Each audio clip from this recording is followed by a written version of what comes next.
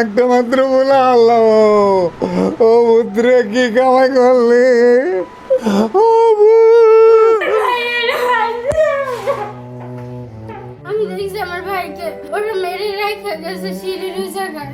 আমার মেয়ে ভয়তে দরজার ভিতরে এসে কয়েক আব্বা দরজা দিয়ে আমি কেন কয়েক ওই দেখো কিরা পড়ে রয়েছে। এলাকায় মাদক মানে চলে, মাদক চলে, ব্যবসা করে। আমার একটা মাত্র বলে আল্লাহ ও পুত্রে কি কামাই করলি ও কি কাম করলি আমার কাল্লা কাজলামিরা করবো কোথায় এসে আসলে হামলা করেছিল? ওই নিচে বেলা তিনতলা রুমের ভিতরে? না রাস্তা করতে আইসো জানি না আমি এনে আইছিলাম ঘরে আইয়া দিইতা আল্লাহ আমি কইটা খেয়ে যাচ্ছি আমার পুতের রাস্তা কেনা খাই পারছো ও গুদারে কেউ জানে না কেনা করলো সবগুলির নাম লায়া আমি তো চিনি না ওরে ভূত আমি তো কইতে পারি না আমি তো তাই না আমি তাইছি আব্দুল্লাহপুর বাজারতে এসে আপনার ছেলের কি অবস্থা দেখলেন? ছেলের অবস্থা আমার মনে মরে গেল আমার বলা আমার বোধ নাই আমার বোধ না কই যাবো গাই গেলে ওরে আল্লাহ আমার তো 2-4টা বলা আমার না একটা বলা একটা মাইয়া আল্লাহ ও আল্লাহ ও কি করলো আমার বুদ্ধে তো মরে গেছে গা নিয়ে কোনো লাভ নাই আমার বুধ মরে গেছে গা আমার ভূত মরে গেছে গা আমার আমরা এদি রাব্বির মা বাবা এই জায়গায় কান্তাছে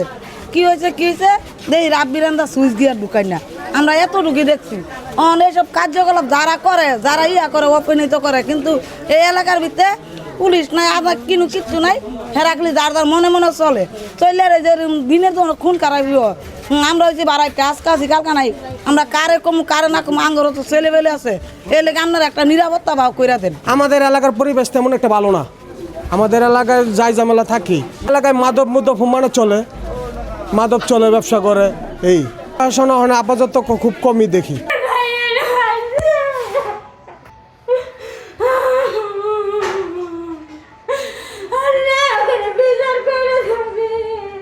আমি দেখছি আমার ভাইকে ওরা মেরে রেখে গেছে সিঁড়ির ওই জায়গায়। এই জায়গায় ছুরির আঘাত ছিল। এখন কি অবস্থা তোমার ভাইয়ের? জানি না, ওরা মেডিকেলে নিয়ে গেছে। শুয়ে মোবাইল টিপতেছি এমন সময় আমার মেয়ে ভয়তে দরজার ভিতরে এসে কয়েক আব্বা দরজা দিয়ে আমি কেন কয়েক ওই দেখো কিরা পড়ে রয়েছে। আমি তাকায় দেখি আমি ঘরের থেকে বেরিয়ে দেখি কি একটা ছেলে পড়ে রয়েছে। আমি কিরে হঠাৎ এই ছেলেটা কোন থেকে এসেছিল। পরে তাকায় দেখি কি আমাদের এই 4তলার ভাড়াইটা নাম হলো রাব্বি।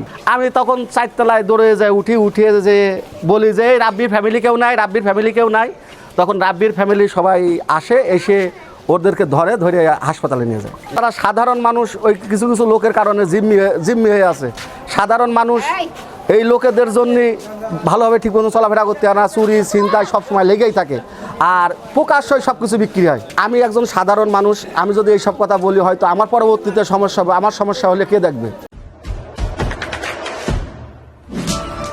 দেশে দেশে সবার সাথে দ্য নিউজ।